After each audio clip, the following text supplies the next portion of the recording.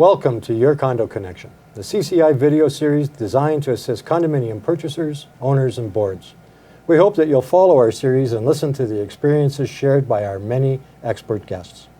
In this session, we'll be taking a look at a person that everybody asks questions about, the property manager. And to help us understand that a little better, we've invited a very special guest, Bob Girard. Bob, thanks for joining us. My pleasure. Now, Bob, let's see. You're a retired property manager. That's right. You've been on the board of directors for CCI Toronto for 13 years. You're Yes. currently on the board as the treasurer. That's right. You look out for how we spend. And you're a recipient of the FCCI, the Fellowship of the Canadian Condominium Institute. Very prestigious award. Congratulations. Thank you. Bob, in the budget for a condominium, the management contract line can sometimes be pretty steep, pretty substantial. What are the key responsibilities a corporation gets in exchange for that fee? Indeed it is. The day-to-day maintenance of the property is essential. And the manager will arrange, will coordinate, and oversee annual contracts. And these contracts are given for landscaping, for concierge, for pest control, for cleaners. And also the property manager must react to any emergencies.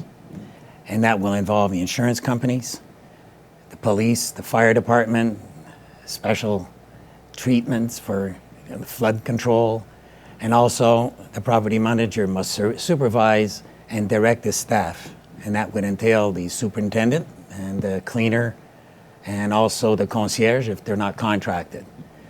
Once a month he has a budget to prepare, and for that the property manager keeps accounting records of any transactions during the month, and also collects the maintenance fees, does the banking, and pays bills, of course.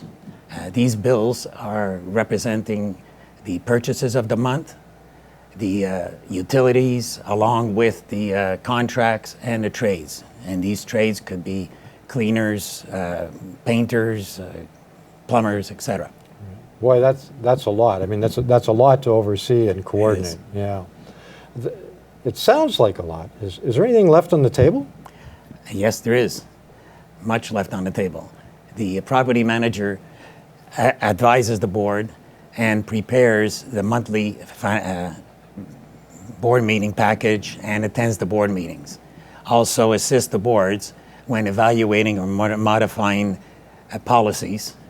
He prepares budgets and makes sure that the expenses are in line with the budget. The property manager will also meet with contractors and with engineers to obtain competitive bids on projects that are coming up. He also issue notices for downtime work on elevators and things of that nature. And will communicate with the residents. That's important because the residents will either have complaints or they'll have inquiries, and they must be answered promptly and with respect.